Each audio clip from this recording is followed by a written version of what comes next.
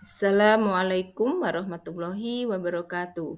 Perkenalkan, nama saya Nur Hayatuti, CGP, Angkatan 8 Kota Bontang. Aksi nyata modul 1.4. Latar belakang. Sekolah merupakan rumah kedua bagi murid, sehingga sudah seharusnya menjadi tempat untuk menanamkan nilai-nilai kebaikan, sehingga dapat membantu murid untuk mengembangkan kodratnya dan menjadi manusia yang berbahagia, baik sebagai murid maupun menjadi anggota masyarakat. Berikutnya, tujuan aksi nyata. 1. Mewujudkan pembelajaran yang berpusat pada murid dengan menanamkan karakter positif pada murid, baik berupa keyakinan maupun tindakan. 2. Terwujudnya budaya positif di sekolah, sehingga tercipta suasana yang nyaman dengan meyakini nilai-nilai kebajikan universal yang ada. Nilai kebajikan universal ini disarikan dalam profil pelajar Pancasila. Tolak ukur aksi nyata. 1. Terbentuknya keyakinan kelas dan menerapkannya dengan penuh tanggung jawab. 2. Terjadinya perubahan perilaku baik murid maupun dari guru menjadi lebih positif berdasarkan nilai-nilai kebajikan universal yang diyakini. Lini masa tindakan yang dilakukan. 1. Melakukan koordinasi dengan kepala sekolah sebagai manajerial di lingkungan sekolah. 2. Berdiskusi dengan teman sejawat tentang budaya positif. 3. Pelaksanaan diseminasi budaya positif. 4. Merefleksi kegiatan budaya positif yang telah dilakukan. Dukungan yang dibutuhkan, dukungan dari kepala sekolah, rekan sejawat, dan warga sekolah pada umumnya. 2. Dukungan dari wali murid. 3. Sarana dan prasarana yang tersedia di sekolah. Rencana perbaikan. Rencana perbaikan ke depan sebagai perwujudan dari refleksi kegiatan yang dilakukan dengan terus melakukan inovasi dalam mengimplementasikan budaya positif di sekolah maupun di kelas. Budaya positif di sekolah merupakan satu perwujudan pembelajaran yang berpusat pada murid dengan membantu dalam menyelesaikan masalah yang dihadapi. Selanjutnya adalah paparan diseminasi teman sejawat tentang budaya positif. Assalamualaikum warahmatullahi wabarakatuh. Waalaikumsalam warahmatullahi wabarakatuh. Selamat pagi dan salam sejahtera untuk kita semua. Terima kasih Bapak Ibu sudah hadir di ruangan ini untuk saling berbagi yaitu tentang budaya positif. Nah, sebelum kita mulai kegiatan pagi hari ini, mari kita awali dengan semangat pagi. Kita ucapkan moto kita SDN 011 Bontang Selatan bersinar. Oke, terima kasih Bapak Ibu. Lanjut hari ini saya memaparkan sedikit tentang budaya positif. Nah, di sini budaya positif adalah pembiasaan yang memberi positif, yang bernilai positif di dalamnya mengenai kegiatan yang untuk menumbuhkan perilaku positif peserta didik khususnya di lingkungan sekolah. Itu pengertian dari budaya positif. Budaya positif yang dapat diterapkan di sekolah yaitu ada 6. Yang pertama adalah disiplin positif dan nilai-nilai kebajikan universal. Yang kedua teori motivasi hukuman dan restitusi. Yang ketiga adalah keyakinan kelas. Keyakinan kelas ini berbeda dengan kesepakatan kelas. Kemudian 5 kebutuhan dasar manusia. Dan yang kelima adalah 5 posisi kontrol sebagai guru. Dan yang keenam adalah segitiga restitusi. Nanti momen ini adalah sangat pas untuk kita terapkan terutama tentang keyakinan kelas. Biasanya di awal ajaran baru kita membuat keyakinan kelas yang akan dilaksanakan 1 tahun ke depan. Nah, di sini disiplin positif dan nilai-nilai kebajikan universal. Nah, apa sebenarnya yang dimaksud dengan disiplin positif? Disiplin positif dan nilai-nilai kebajikan universal. Kata disiplin sendiri berasal dari bahasa Latin yang artinya adalah belajar. Disiplin diri membuat seseorang menggali potensinya menuju sebuah tujuan apa yang dihargai. Namun makna disiplin yang sering kita artikan di sini adalah sesuai dengan patuhan atau ketaatan. Jadi ketika kita mendengar kata disiplin, kita akan terbayang sesuatu yang kita patuhi. Padahal sebenarnya arti awalnya adalah belajar. Nah, di sini nilai-nilai kebajikan universal. Nilai-nilai kebajikan universal merupakan suatu sifat positif manusia dan merupakan tujuan mulia yang ingin dicapai oleh setiap individu. Nilai universal tanpa ada pengecualian suku, agama maupun ras dan latar belakang apapun. Jadi ini bersifat menyeluruh. Nilai-nilai kebajikan universal yang ingin dicapai oleh seluruh peserta didik di seluruh Indonesia yaitu disarikan menjadi profil pelajar Pancasila. Jadi profil pelajar Pancasila yang selama ini kita kenal atau kita ajarkan ke peserta didik kita itu disarikan dari kebajikan universal yang ada. Kita masih ingat tentang 6 profil pelajar Pancasila ya. Kita nyanyikan dengan 3. Kita mulai untuk menambah semangat di pagi hari ini. Profil pelajar Pancasila. Pancasila beriman dan bertakwa pada Tuhan yang esa dan berakhlak mulia, berkebinekaan global gotong royong, mandiri dan kreatif, bernalar kritis juga, profil pelajar Pancasila. Terima kasih Bu Malena, tepuk tangan berdua semua. Alhamdulillah luar biasa. Kita lanjutkan.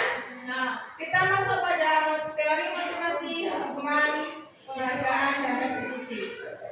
Diana Garson adalah dalam bukunya Restrukturing 10 Disiplin menyatakan ada 3 motivasi perilaku manusia. Jadi perilaku manusia didasari oleh 3 hal ini. Yang pertama adalah untuk menghindari ketidaknyamanan atau hukuman. Jadi kita sering melakukan sesuatu hal itu yang motivasinya adalah untuk menghindari hukuman atau ketidaknyamanan. Itu adalah motivasi dari perilaku manusia yang pertama. Yang kedua adalah untuk mendapatkan penghargaan dari orang lain ataupun hadiah dari orang lain. Yang ketiga adalah yang menjadikan sesuai dengan harga dirinya. Jadi yang ketiga ini untuk menjadi orang yang mereka inginkan. Mereka inginkan sesuai dengan keyakinannya, dengan nilai, dengan harga diri dan nilai-nilai yang dipercayainya. Jadi ketika seorang manusia termasuk peserta didik kita melakukan suatu tindakan pasti ada motivasi yang mendasarinya. Misalkan motivasi pertama tadi adalah untuk menghindari ketidaknyamanan atau hukuman. Jadi mereka datang pagi, datang tepat waktu, mungkin hanya untuk menghindari agar tidak dihukum. Jadi untuk dari yang pertama menghindari ketidaknyamanan atau hukuman maupun yang kedua untuk mendapatkan penghargaan itu masih berupa nilai ekstrinsik, belum nilai intrinsik. Sedangkan yang ketiga yang menghargai dirinya sendiri dan nilai-nilai yang diyakini itu adalah sudah merupakan unsur intrinsik yang muncul dari dalam diri orang tersebut atau manusia tersebut termasuk peserta didik kita. Jadi kadang kita bisa sekarang juga merenungkan atau merefleksi bahwa kita pernah benar melakukan tindakan yang tujuan kita adalah yang pertama tadi yaitu menghindari ketidaknyamanan atau hukuman. Nah, kemudian pernah juga kita melakukan suatu tindakan itu dengan motivasi untuk mendapatkan penghargaan. Dan yang ketiga adalah untuk menghargai diri sendiri.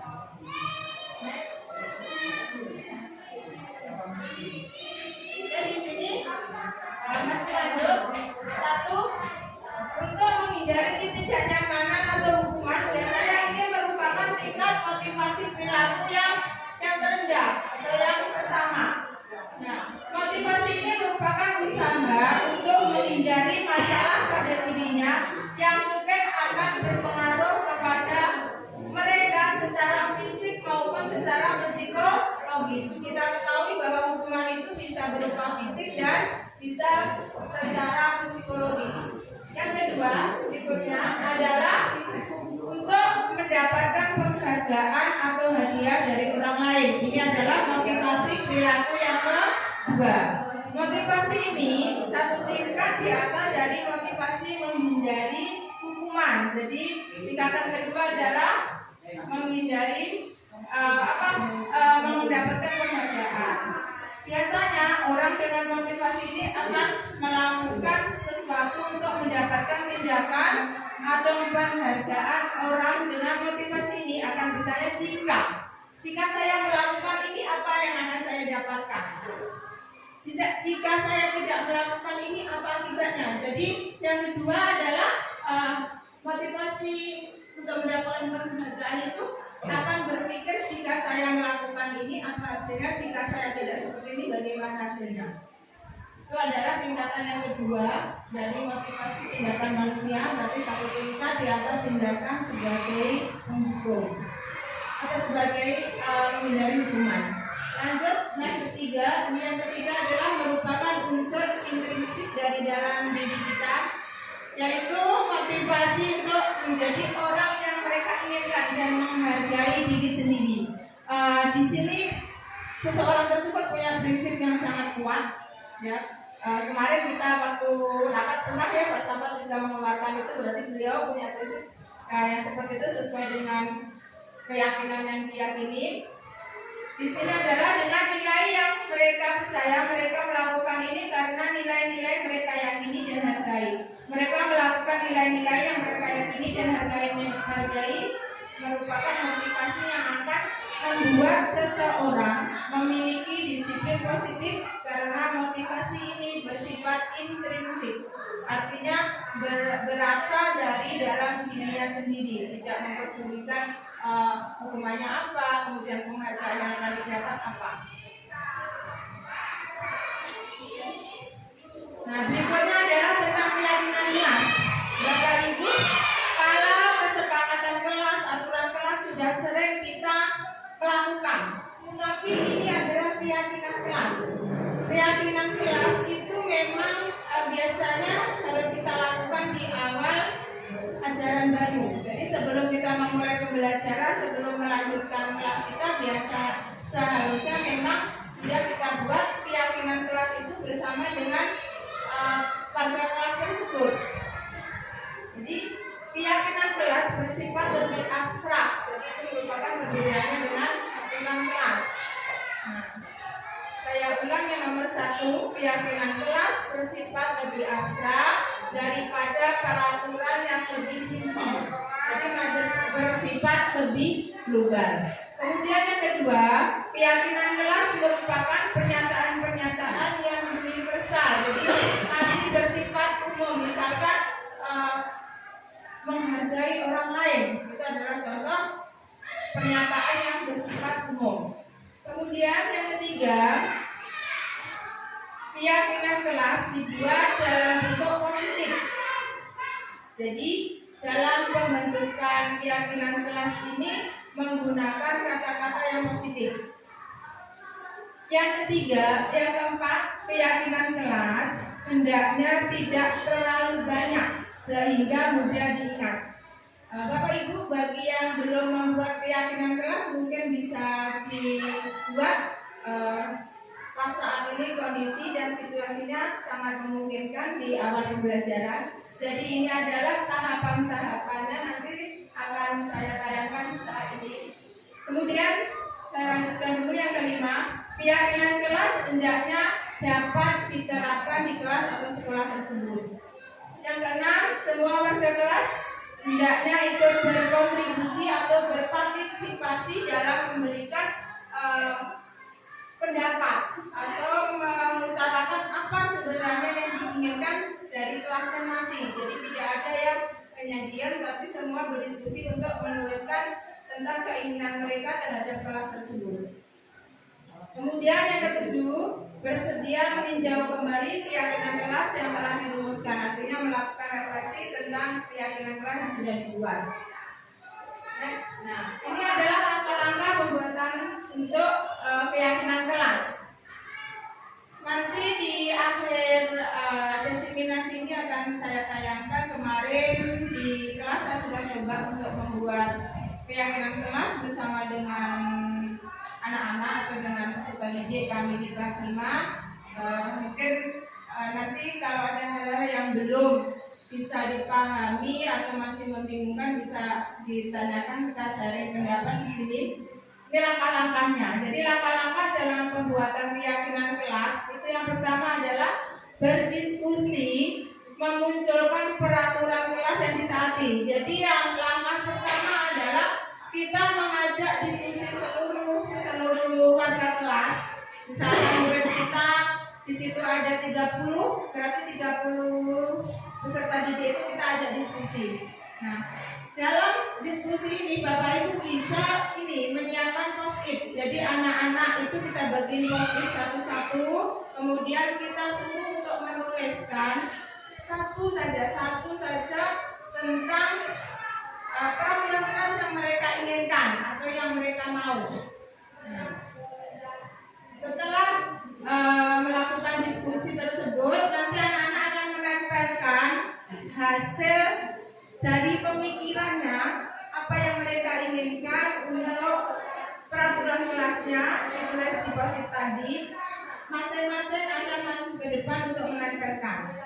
Itu langkah praktis dalam pembuatan keyakinan kelas.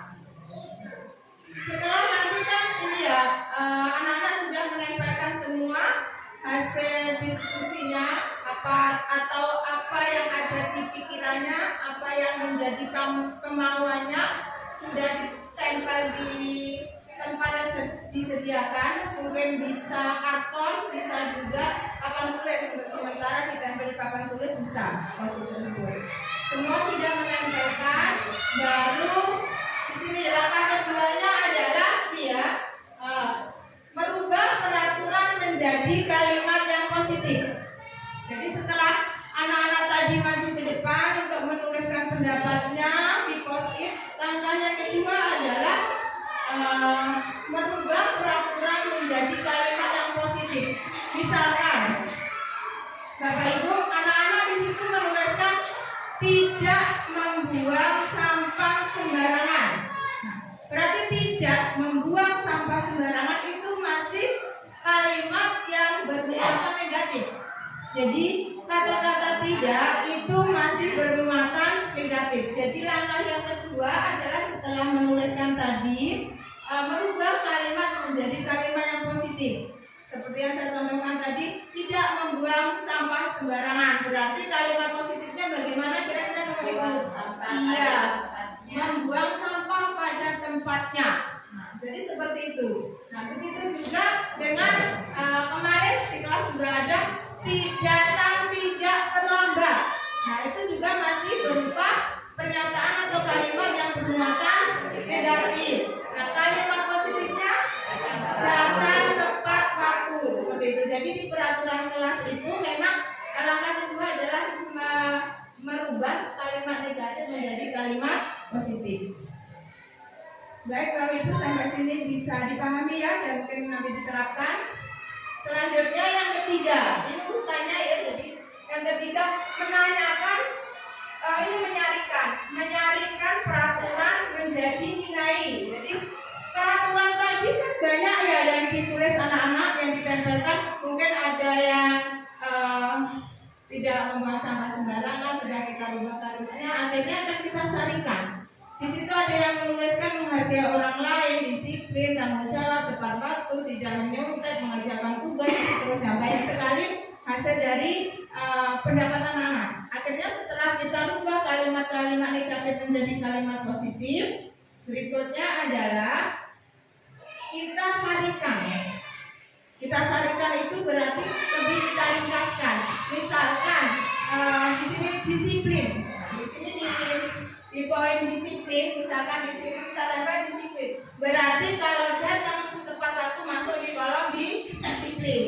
Misalkan lagi di sini sebelahnya ada tanggung jawab. Jadi disiplin, tanggung jawab, kemudian menghargai orang lain itu adalah termasuk nilai keyakinan kelas yang ada. Nanti dari post-it yang sudah ditulis anak-anak, misalkan tidak berkelahi, berarti dia masuk di kolom menghargai orang lain. Kemudian misalkan lagi pindah kelas, berarti masuk di kolom tanggung jawab. Jadi artinya seperti itu disarikan itu disarikan itu di poin-poin yang umum kita pilih, kemudian anaknya atau rentetannya kita masukkan di situ. Ada pertanyaan Bapak Ibu sampai poin yang ketiga, karena ini kan akan kita laksanakan seterusnya setiap ajaran baru, jadi perlu betul kita pahami tentang konsep dalam penyusunan pembuatan keyakinan kelas ini. Jadi tadi ya sudah kita carikan, misalkan ada 3, disiplin, tanggung jawab, menghargai orang lain. Nah, berarti kalau tingkat kelas masuk di tanggung jawab. Datang tepat waktu berarti masuk di disiplin. Kemudian tidak berkelahi masuk di kolom menghargai orang lain. Itu dan seterusnya akan kita pilih seperti itu. Nah, selanjutnya adalah ini yang keempat, berdiskusi mengenai gambaran perilaku yang mencerminkan keyakinan kelas. Jadi selanjutnya setelah kita sarikan menjadi suatu nilai atau keyakinan kelas, akan kita diskusikan tentang perilaku apa yang dilakukan dalam menerapkan keyakinan kelas yang telah dibuat. Misalkan dalam tepat waktu, membuang sampah pada tempatnya, itu adalah gambaran dari perilaku.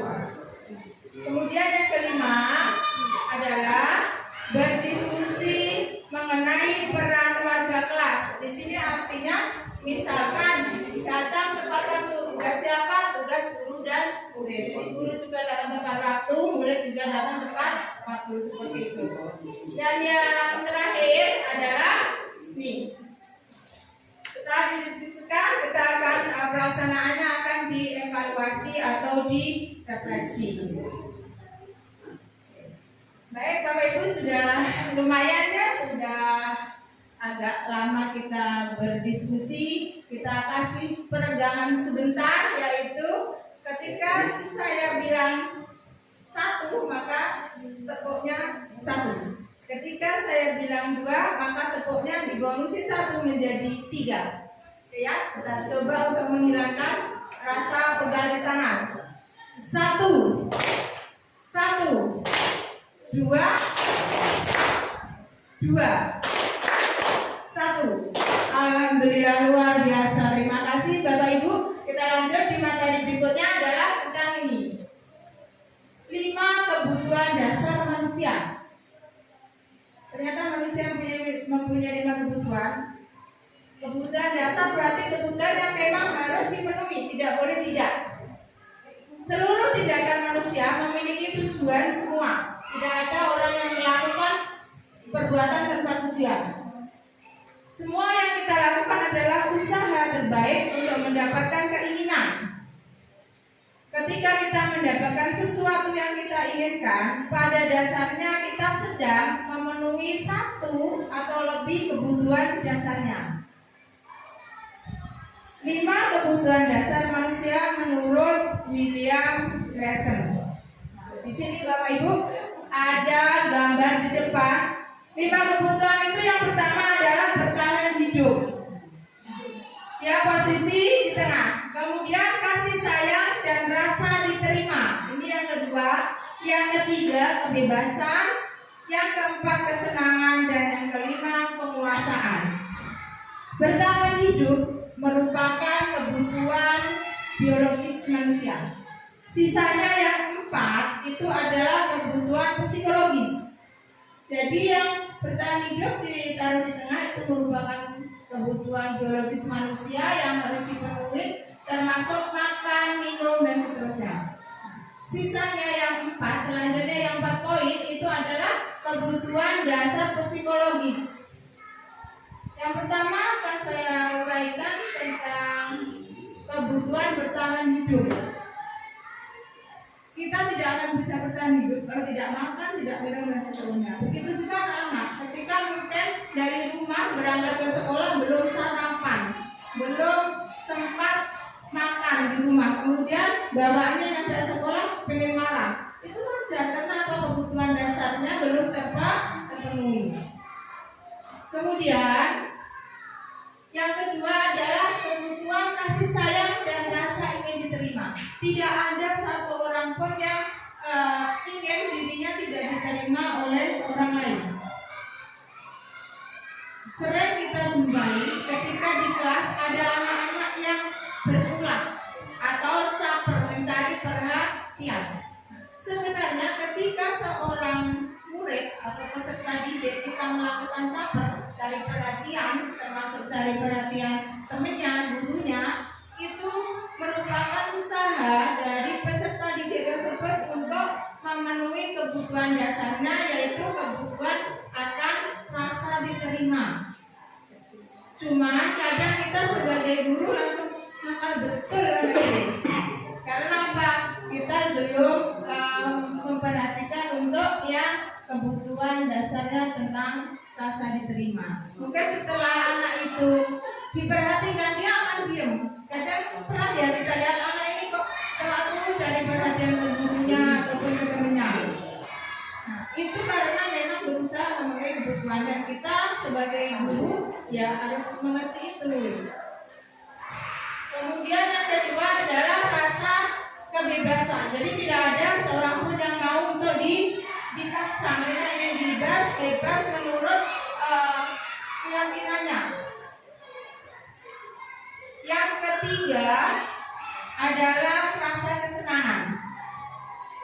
Kita ingin healing. Kita ingin liburan. Nah, itu merupakan kebutuhan dasar kita berhubung secara psikologis. Kata-kata healing itu baru-baru ya menghilangkan apa? Healing itu apa? Menghilangkan pusing, stres dan seterusnya. Itu termasuk di sini di kebutuhan dasar kesenangan. Ingin merasa senang, ingin melakukan sesuatu yang membuat happy, itu adalah hal yang sangat manusiawi sekali karena memang masuk kebutuhan dasar manusia. Kemudian yang berikutnya adalah penguasaan. Jadi penguasaan itu adalah ingin memimpin, ingin menguasai, tetapi dengan cara-cara yang benar. Itu tadi Bapak Ibu untuk 5 kebutuhan dasar manusia. Jadi mungkin dengan kita sudah memahami bahwa manusia itu punya 5 kebutuhan dasar, kita akan lebih arif dan bijaksana dalam menghadapi murid-murid kita, peserta didik kita, dan juga mungkin teman-teman kita sendiri.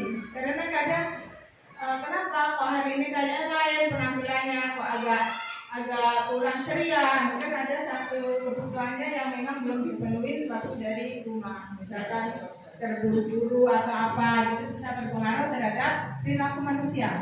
Oke, jadi ada 5 dasar kebutuhan manusia, itu akan sangat membantu kita ketika kita menghadapi atau menemui peserta didik yang bertingkah atau melakukan tindakan yang belum benar. Jadi kita bisa mempertanyakan dulu, misalkan pagi kok sudah pengennya makan, kita dekatin.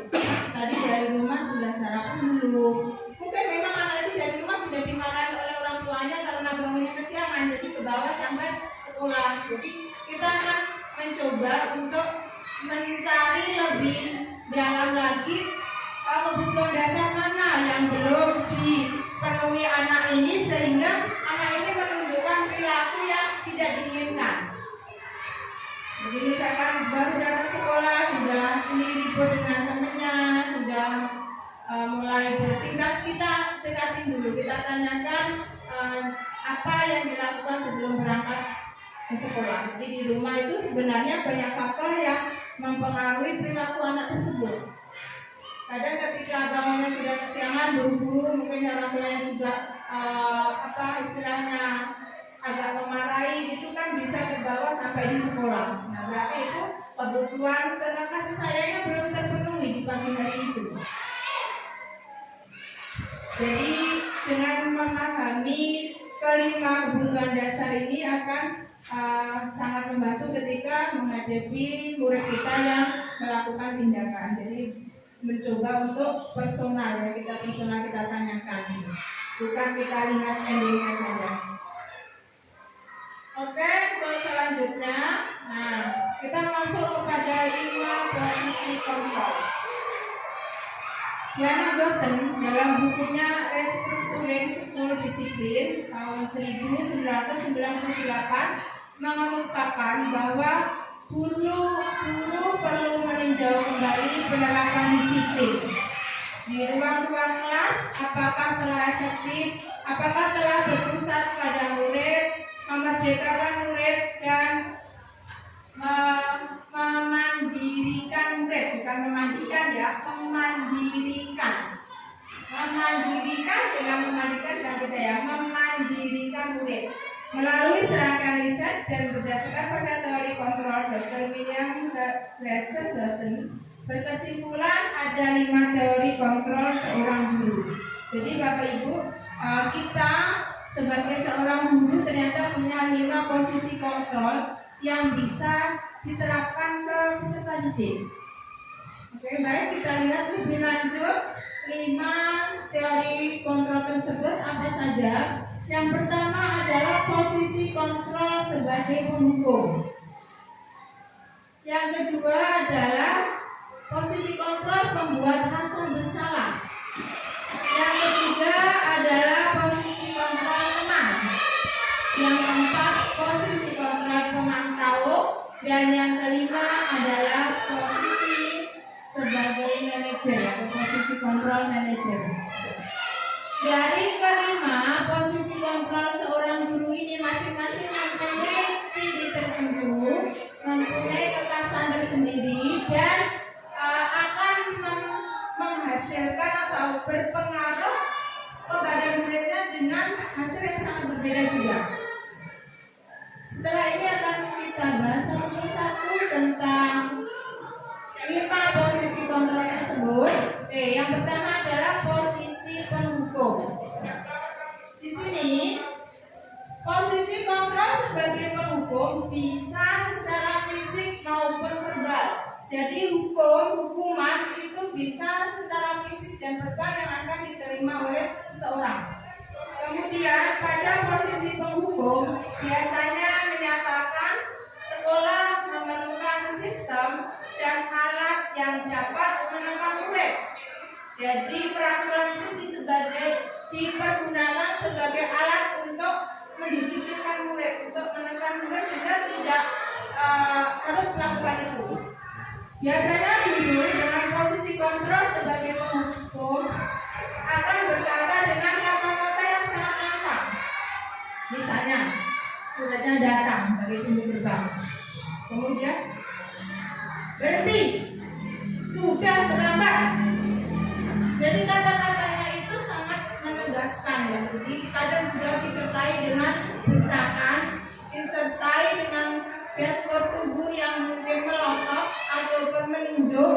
Itu adalah sebagai ciri dari posisi kontrol guru sebagai seorang guru. Ketika anak melakukan kesalahan tanpa ditanya apapun, langsung kata-kata kasar yang keluar.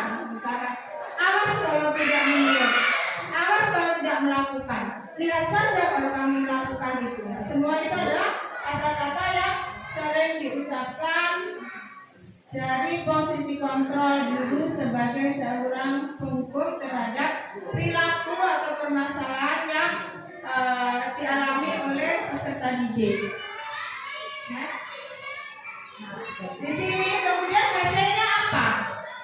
Hasilnya apa ketika seorang guru menempatkan posisi sebagai seorang penghukum? Hasilnya murid kemungkinan akan marah dan menendam. Walaupun diam 1000 bahasa, tetapi dalam hati murid itu banyak berbicara, banyak mengeluarkan kata-kata, tapi tersimpan di dalam hati. Jadi nilai murid kemungkinan akan marah dan menendam atau bersifat agresif ataupun melakukan hal-hal lain yang tidak diinginkan, misalnya mencoret meja kursinya atau merusak barang milik temannya.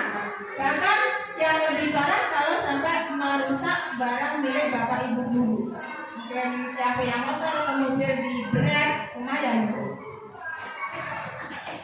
Ada ketika seorang sebagai penghukum, maka reaksi murid itu bermacam-macam, baik yang bersifat verbal maupun non verbal. Yang kedua adalah pembuat rasa bersalah. Pada pembuat rasa bersalah ini sangat berkebalikan dengan penghukum.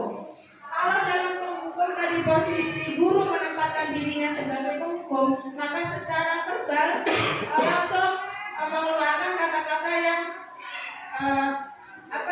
kata-kata yang agak kasar. Tapi kalau seorang guru menempatkan posisi sebagai rasa bersalah, tidak ada suara kasar terdengar, tetapi suaranya cenderung lembut dan memelas. Posisi kontra membuat rasa bersalah, guru akan bersuara dengan nada lembut. Membuat rasa bersalah akan menggunakan keheningan yang membuat orang lain merasa tidak nyaman, merasa bersalah, merasa rendah diri.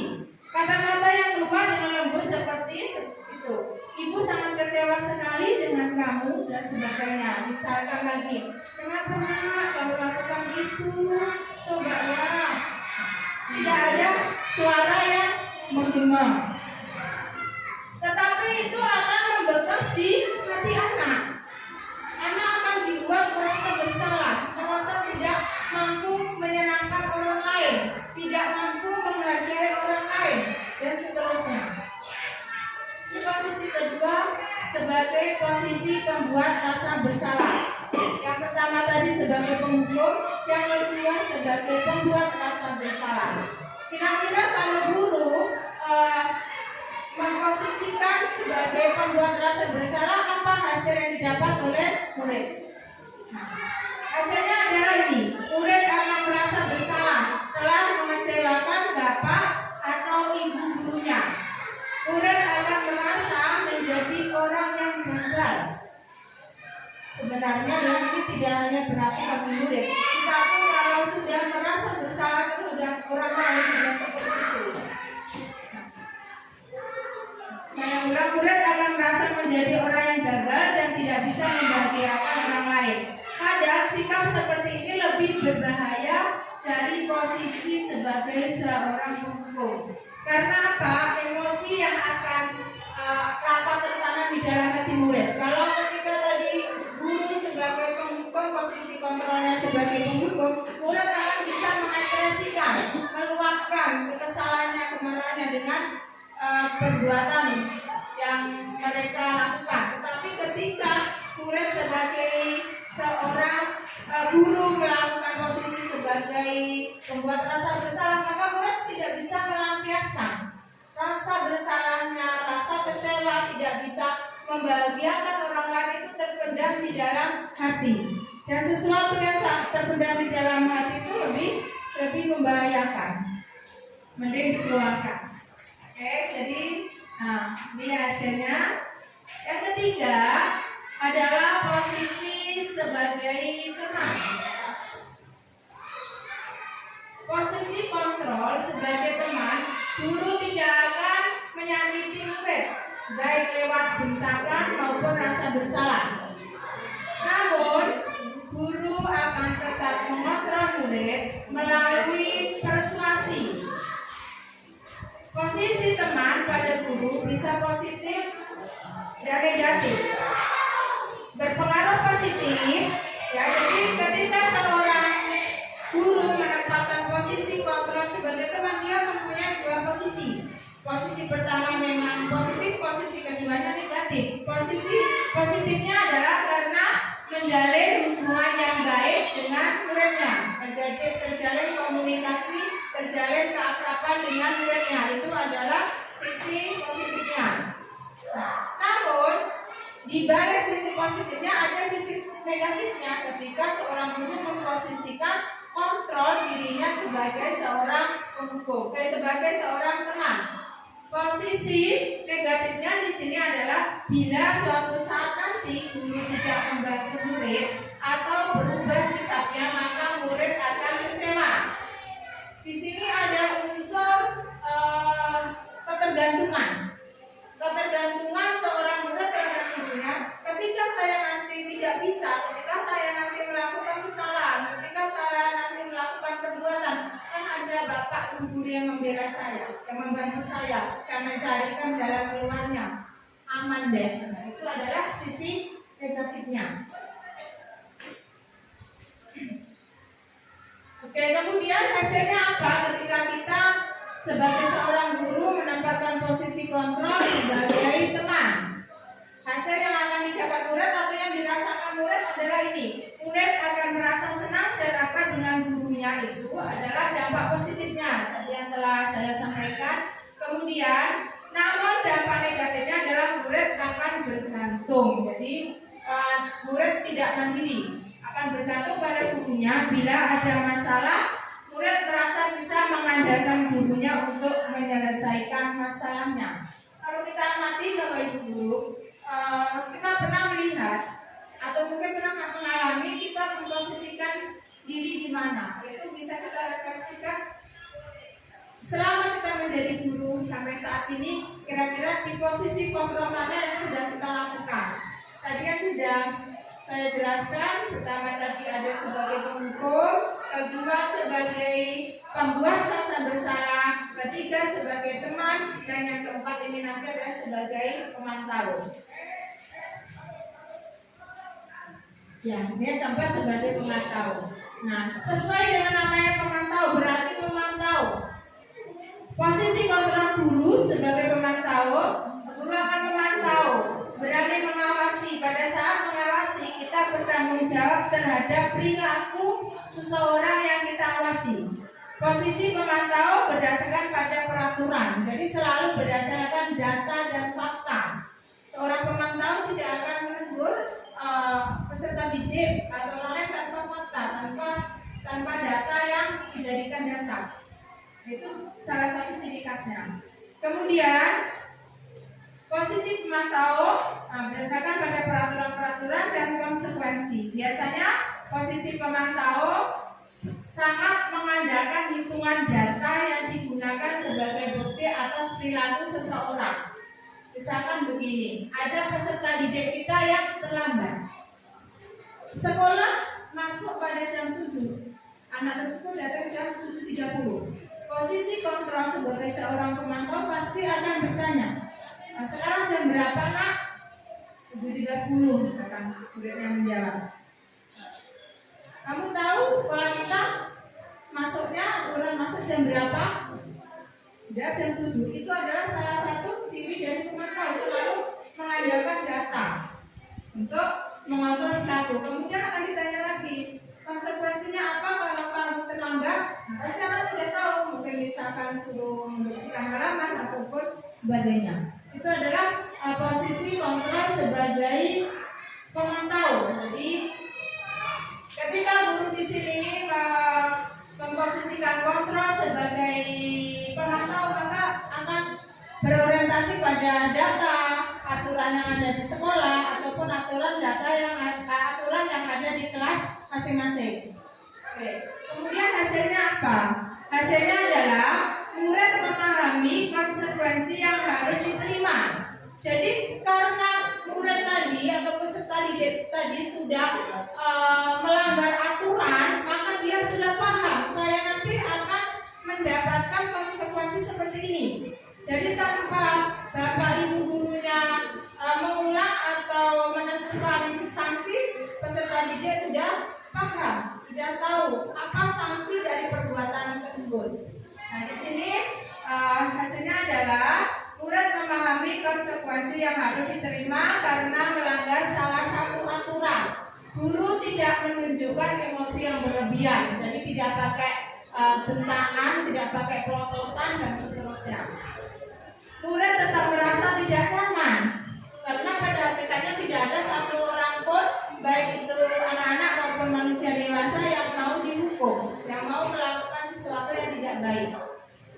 Dampaknya di sini murid tetap merasa tidak nyaman karena harus menjalankan konsekuensi dari pelanggaran yang dilakukan. Sebenarnya sama, kita pun sebagai manusia kalau melakukan konsekuensi dari pelanggaran kita juga tidak ada yang happy. Oke, lanjut.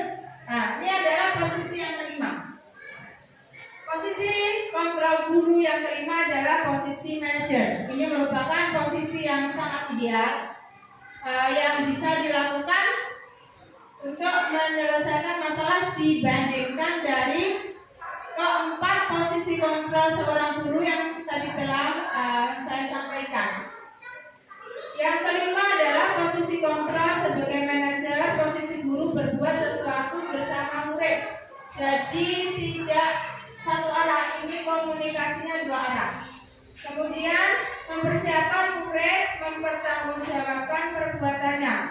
Mendukung murid untuk menemukan solusi. Jadi di sini ada tahapan-tahapan yang dilakukan oleh seorang guru dengan mendiskusikan bersama dengan peserta didik tersebut yang melakukan tindakan pelanggaran atau tindakan yang belum benar tersebut. Caranya adalah ini, memberikan dukungan. Jadi mendukung murid untuk menemukan solusinya. Seorang manajer memiliki kemampuan sebagai teman dan juga pemantau. Murid diajak menganalisis kebutuhan dirinya maupun kebutuhan orang lain.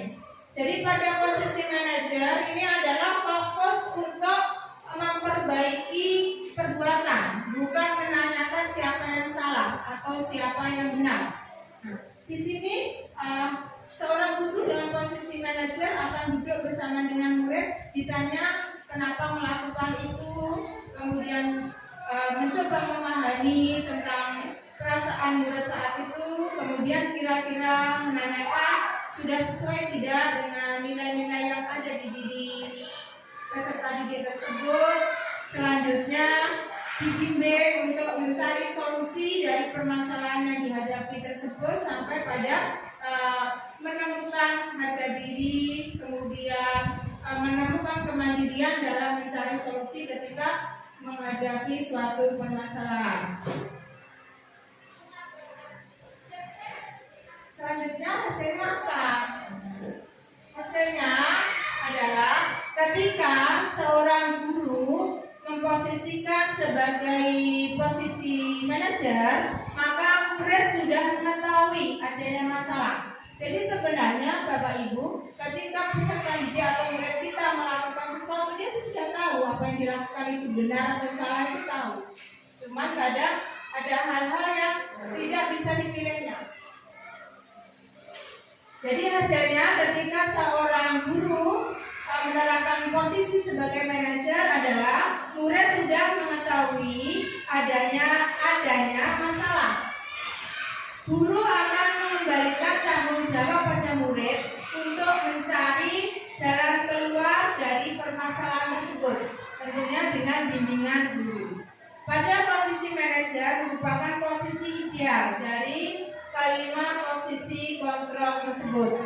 Bapak Ibu nanti untuk posisi kontrol sebagai manajer ini akan bisa dilanjutkan dalam kegiatan penyelesaian masalah dengan segitiga restitusi. Baik, terima kasih. Lanjut. Ya, ini adalah disiplin budaya positif berikutnya adalah segitiga restitusi. Sesuai dengan namanya segitiga, berarti ada tiga alur ya, atau tiga arah yang dilakukan. Nah, kita sebut segitiga restitusi. Yang pertama adalah, jadi yang seperti ini ya, segitiga itu ada yang dasar, lalu ke atas, turun lagi. Yang bagian dasar ini kita anggap nomor 1, itu adalah bagian menstabilkan identitas. Apa yang ada pada menstabilkan identitas di sini? Bagian dasar dari segitiga restitusi adalah menstabilkan identitas dengan tujuan untuk mengubah identitas anak dari orang yang gagal menjadi orang yang sukses. Jadi tahapan menstabilkan identitas itu adalah tahapan merubah dari image atau pandangan gagal menjadi sukses. Di sini titik tekannya adalah mengubah identitas anak dari orang yang gagal menjadi orang yang sukses. Nah, kemudian yang kedua, guru guru akan mengucapkan kamu berhak mengatakan begitu. Ini masih terkait dengan penanganan masalah. Kemudian Bapak Ibu tidak tertarik untuk mencari yang salah, tapi Bapak Ibu akan mencari solusi dari permasalahan ini. Ketika Bapak Ibu seorang anak atau peserta didik melakukan pelanggaran, melakukan kesalahan, maka kita akan bisa memperbaikinya dengan menggunakan segitiga restitusi ini. Dalam segitiga restitusi itu bagian dasarnya adalah, atau bagian yang pertama adalah kita harus menstabilkan identitas. Nah, di sini Bapak Ibu bisa mengajukan pertanyaan seperti itu. Tidak ada manusia yang sempurna. Itu adalah ucapan-ucapan atau perkataan yang digunakan pada saat menstabilkan identitas terhadap anak yang salah. Oke.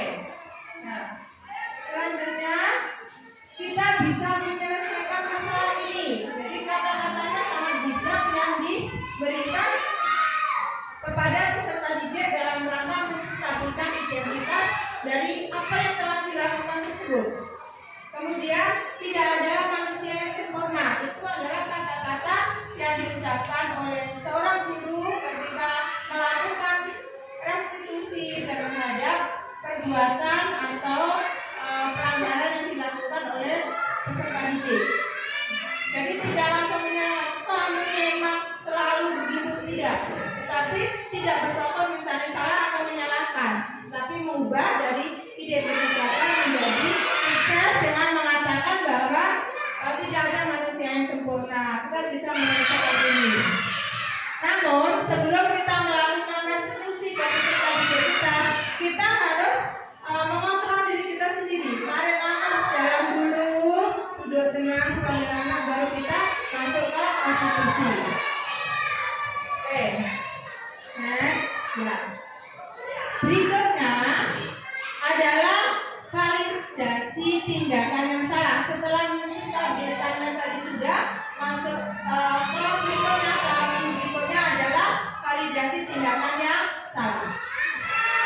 Pada posisi ini guru akan menanyakan alasan dari perilaku atau perbuatan yang dilakukan oleh seorang murid tersebut. Kita masuk sudah di validasi tindakan yang salah. Di situ guru bisa mengucapkan dengan kata-kata seperti ini. Misalkan ada anak yang berkelahi, kemudian menarik jilbab temennya, gitu. Kita tanyakan kenapa melakukan itu, kemudian kita kasih validasi bahwa itu tidak benar. Untuk kamu tidak melakukan sesuatu yang lebih buruk lagi, misalkan memukul atau lain sebagainya, itu merupakan kata-kata dalam validasi tindakan yang salah. Kemudian di sini guru akan bertanya tanpa nada menghakimi, namun memvalidasi tindakan tersebut. Tindakan di sini adalah tindakan yang dilakukan oleh peserta didik tadi. Kemudian misalkan mengatakan untuk tidak melakukan tindakan atau perbuatan yang lebih buruk lagi dan seterusnya. Yang ketiga adalah menanyakan keyakinan.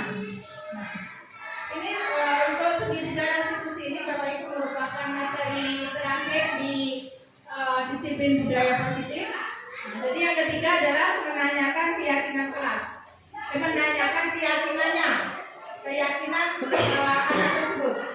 Pada posisi ini guru akan mengajukan pertanyaan apakah tindakan yang dilakukan sesuai dengan keyakinan kelas atau keyakinan sekolahnya. Jadi misalkan ada kasus seorang anak atau peserta didik kita terlanggar. Kita lakukan menstabilkan identitas sudah, validasi tindakan sudah, kemudian yang terakhir adalah menanyakan keyakinan. Artinya ketika ada peserta didik terlambat, itu sesuai tidak dengan keyakinan kelas kita, sesuai tidak dengan keyakinan sekolah kita, benar tidak, itu ditanyakan dulu. Kita mengarahkan anak untuk menemukan solusinya. Di sini pada posisi ini guru akan mengajukan pertanyaan apakah tindakan yang dilakukan sesuai dengan keyakinan kelas ataupun keyakinan sekolahnya. Kemudian menanyakan cara memperbaiki permasalahan dan juga memberikan masukan untuk solusi yang lebih tepat. Misalkan ada anak yang menarik kancing baju temennya, kira-kira tindakan apa untuk memperbaiki itu? Jadi dikasih dorongan-dorongan seperti pertanyaan pemantik untuk mencari solusi dari permasalahannya. Kemudian peserta didik akan diajak dan dibimbing untuk berpikir kritis, mencari solusi dari permasalahan yang dihadapi. Bapak Ibu, itu adalah budaya positif yang terakhir yang saya sampaikan. Nanti untuk memperjelas pemahaman kita bersama tentang khususnya tentang keyakinan kelas dan penerapan segitiga restitusi, ada video yang akan saya tayangkan. Kita amati bersama. Kalau ada yang belum paham bisa ditanyakan. Oke. Ini adalah video tentang membuat keyakinan kelas yang tadi sudah saya sampaikan di depan. Oke, coba ya, kita lihat bersama, kita amati. Suaranya nggak bisa masuk di ya.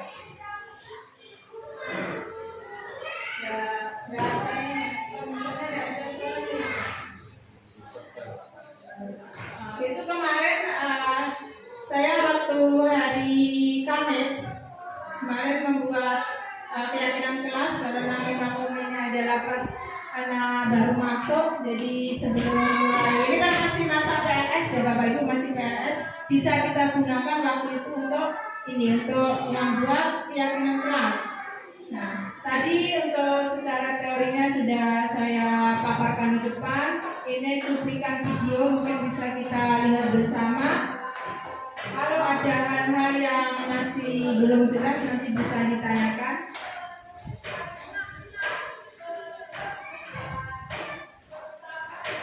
Bisa lewat suaranya nggak deh? Ya. Atau kalau enggak suaranya lewat saja. Bisa aja.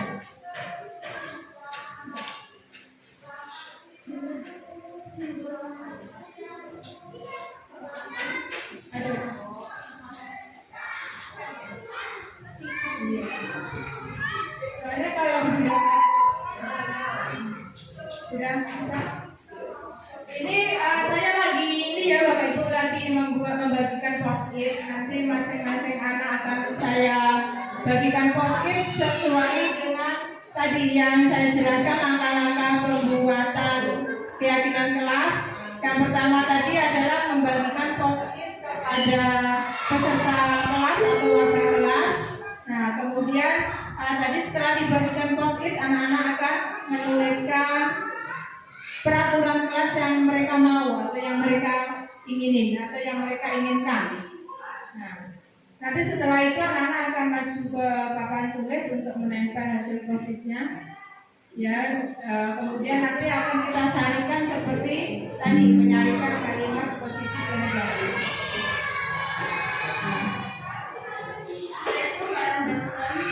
Alhamdulillah sudah terima.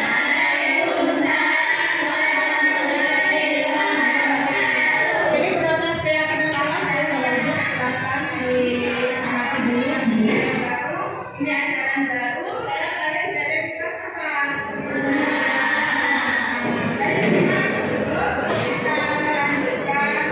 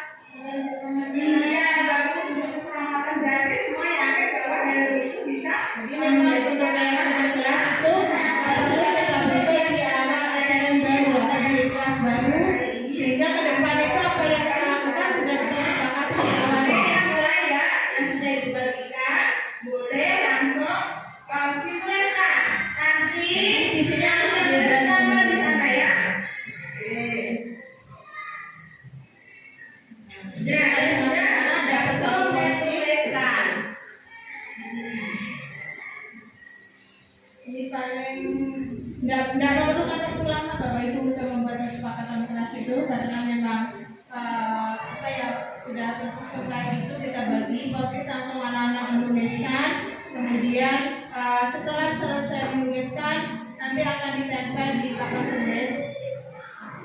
Anak-anak yang sudah nanti menuliskannya di sini. Bisa kita gunakan papan tulis seperti yang di video itu, tapi kalau misalkan Bapak Ibu mau yang dekat juga boleh.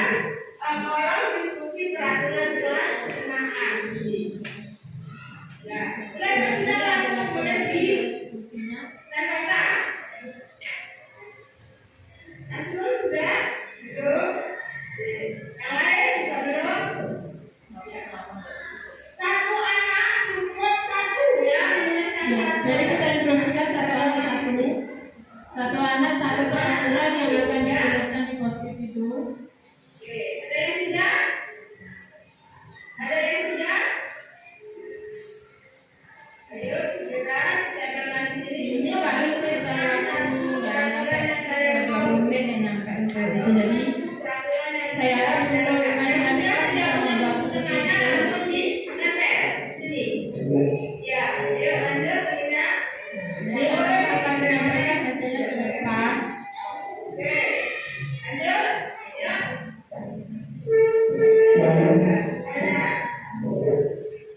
Boleh, bagaimana boleh ya. Bagaimana di atasnya boleh. Oke. Itu masih peraturan bersifat umum. Yang ditempelkan anak-anak masih di depan itu masih peraturan yang bersifat ini tadi peraturan kelas belum disandingkan. Bergantian kita menempelkan itu berupa peraturan mestinya nanti setelah peraturan ini tertempel semua maka akan dirubah kalimat. Kita lihat nanti kita amati kalau ada kalimat yang masih bermuatan negatif akan kita rubah menjadi kalimat yang bermuatan positif seperti tadi.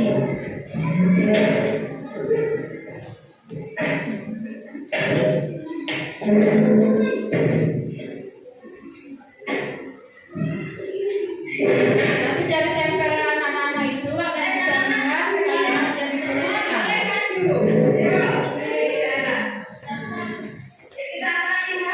Ini adalah proses untuk menyanyikan proses untuk merubah kalimat negatif menjadi kalimat positif. Jadi kita amati yang sudah ditempel itu, kemudian akan kita lihat kalimat yang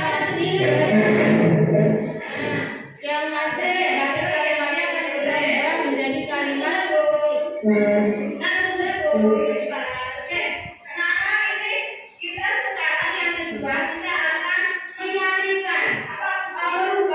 peraturan yang bermuatan negatif menjadi peraturan yang bermuatan positif.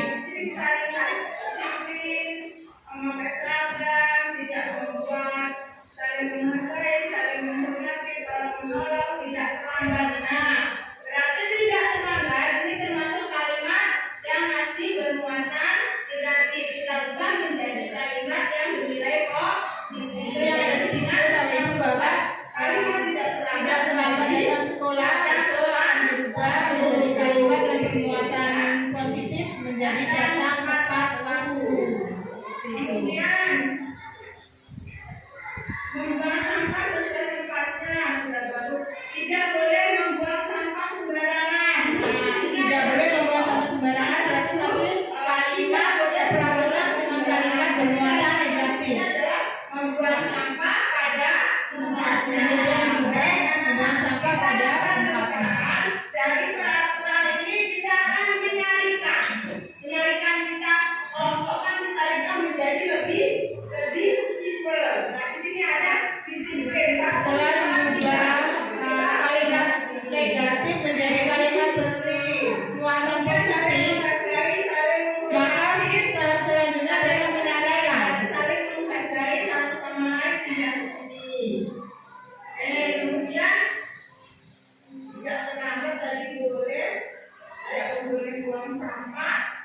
Oh iya, ini tanggung jawab. Jadi tanggung jawab adalah nilai keyakinan kelas dialihkan ke tempatnya situ, jadi lebih disimpelkan itu. Sekarang jadi materi ini kita sudah tarikan di sini ya, anak. Ada disiplin, ada saling menghargai satu sama lain ya. Untuk nilai keyakinan kelas ada 3, disiplin, saling menghargai, dan tanggung jawab. Gantian ini ya, gantian ini. Kemudian ditempelkan di situ, dimasukkan poin-poinnya mana yang merupakan tindakan dari disiplin, kemudian tindakan dari bertanggung jawab, dan tindakan dari saling menghargai. Kita salingkan menjadi 3 aturan praksisa, yaitu nilai yang akan standar sebagai keyakinan kelas. Jadi Bapak Ibu memang untuk membuat keyakinan kelas itu tidak boleh banyak-banyak. Tidak boleh sebaiknya tidak terlalu banyak yang diterima.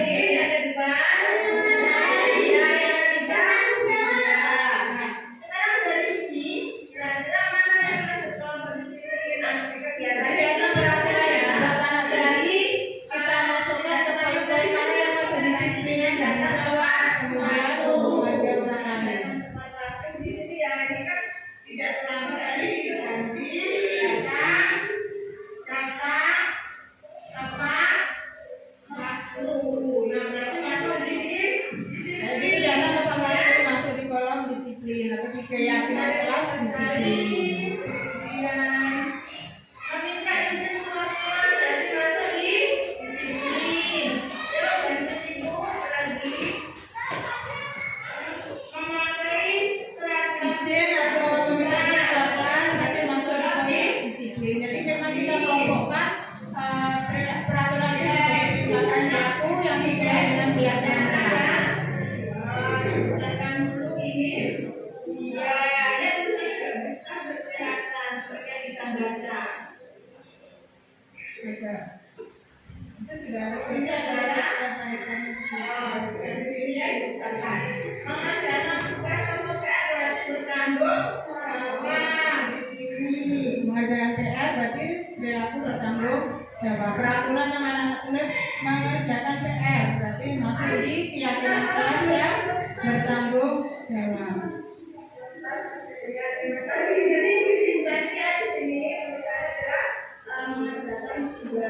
Ini memang tanpa saya potong videonya karena tidak terlalu lama juga waktu pembuatan keyakinan kelas itu nggak sampai 20 menitan.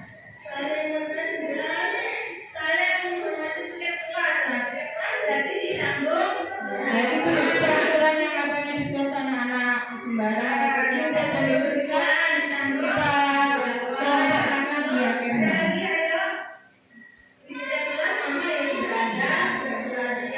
Kemudian ini tidak bukan tidak dari ganti ya, bukan tidak.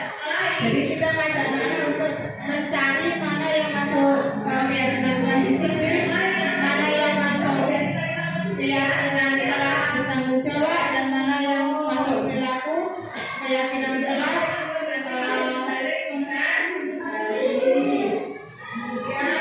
saling menghargai orang lain.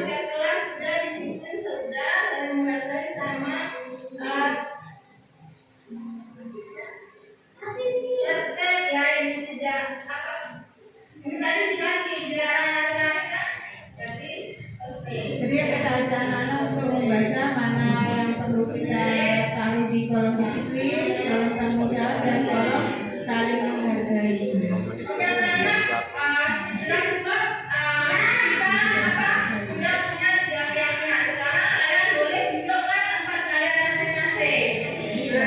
Jika kita lingkaran tugasnya di sini.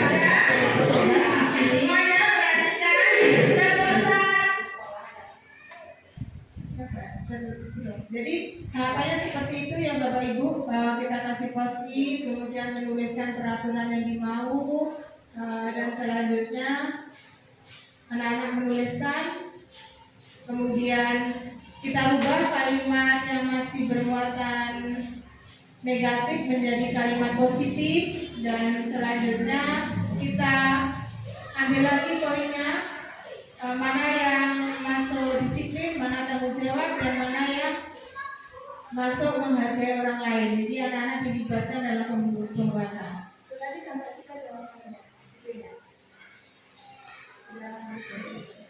Itu tadi adalah proses pembuatan keyakinan kelas seperti yang tadi saya paparkan.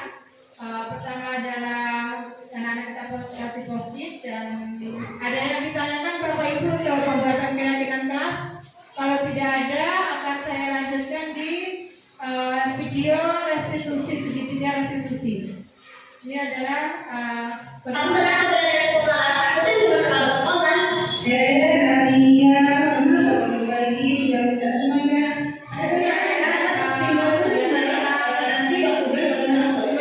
menyelesaikan masalah dengan segitiga restitusi.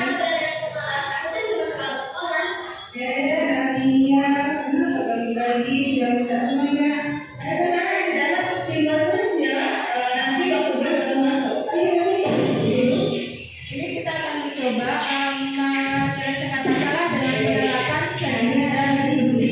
Pertama kita akan melakukan identitas seperti yang tadi.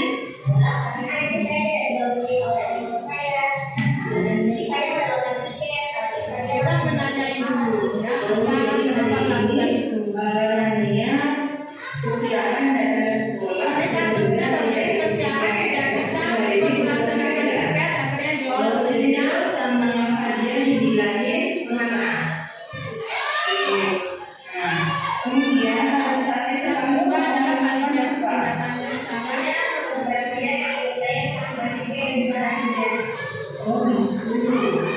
Jadi kita adakan dalam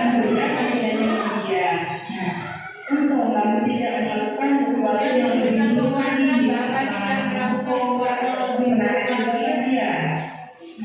Menurut kamu, Ini masuk ke keyakinan kelas karena sudah menanyakan keyakinan yang ada di kelasnya. yang hari ini sedang terjadi pada Rania itu sesuai tidak dengan keyakinan kelas kita? Di sini tahap ketiga dari segitiga restitusi tadi adalah menanyakan keyakinan kelas. Belum sesuai dengan perbuatan yang ini. Di menanyakan keyakinan ini akan dibimbing anak untuk menemukan solusi dari permasalahan yang dihadapi. Dari permasalahan dengan hadiah ini.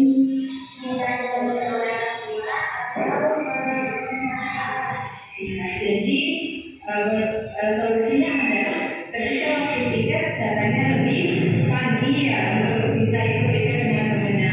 Kemudian dia datanya bisa pagi maka bisa dibangunkan oleh orang tuanya atau anak-anak sangat terbantu. Kapan itu mau Jadi kita tanyakan kapan perubahan itu akan mulai dilakukan. mulai besok dan jadwal tiket seterusnya ya selanjutnya. Oke, terima kasih banyak ya kalian sudah tetap semangat. Jadi di restitusi yang menanyakan keyakinan anak-anak dibimbing untuk menemukan solusi dari permasalahan yang sedang dihadapi. Kemudian ditanyakan kapan akan mulai dilaksanakan. Ini kasus pertama. Kali ini saya cocok sekali karena tadi saya waktu kesalahan tapi tidak langsung dimarahin oleh ibu guru, tapi ditanyakan dulu dan Ini adalah testimoni anak. Dan kasus terakhir kami mengambil dua kasus untuk segitiga restitusi. Yang pertama tadi kasusnya anak tidak tiket. Yang kedua anak ini sering tidak mengerjakan tugas, terutama tugas yang berdiskusi dengan orang tua.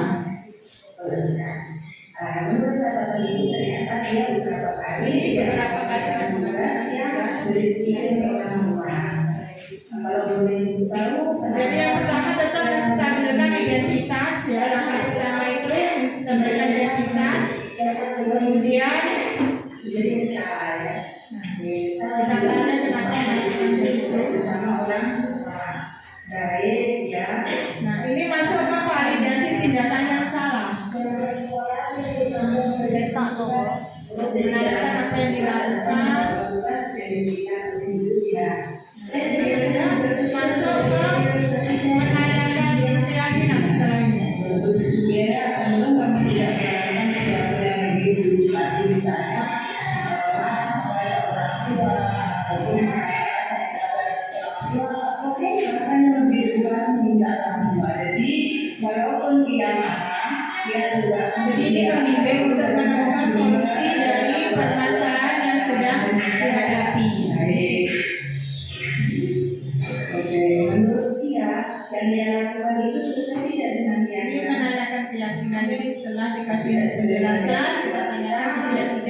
keyakinan kelas atau sekolah Iya ya. Oke, kira-kira keyakinan kelas mana yang kita tanyakan keyakinan kelas mana yang dilanggar, dan harus tahu. Ini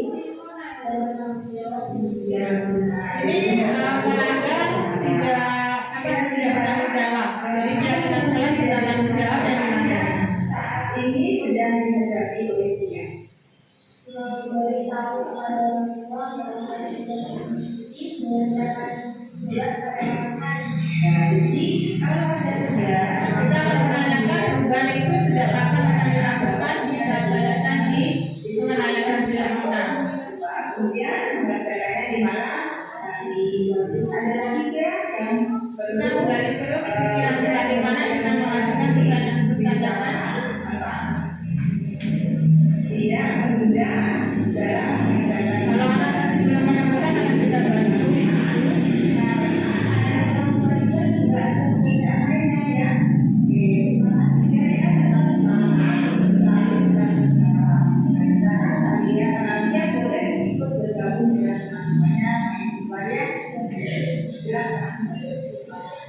Baik Bapak Ibu, terima kasih. Ya, tadi ada beberapa video.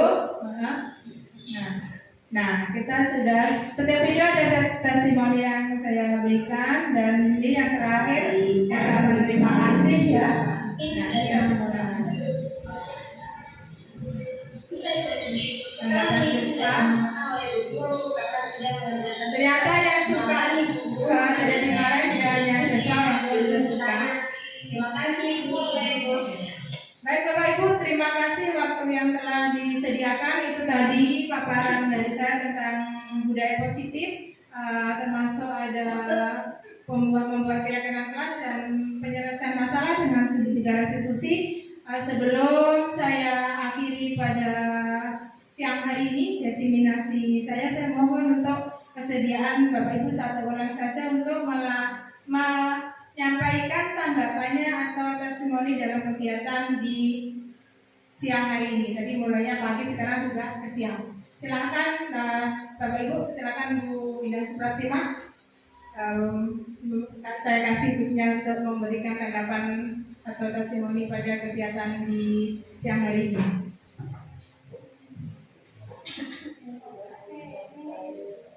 Silakan maju ke depan biar tenang. Testimoni tanggapan.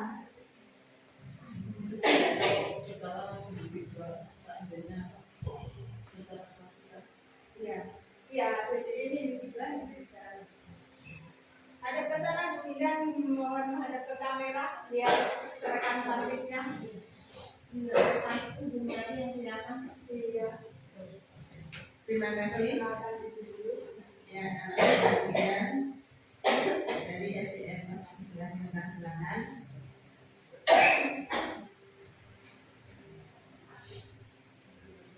Terima kasih atas penjelasannya. Apa itu?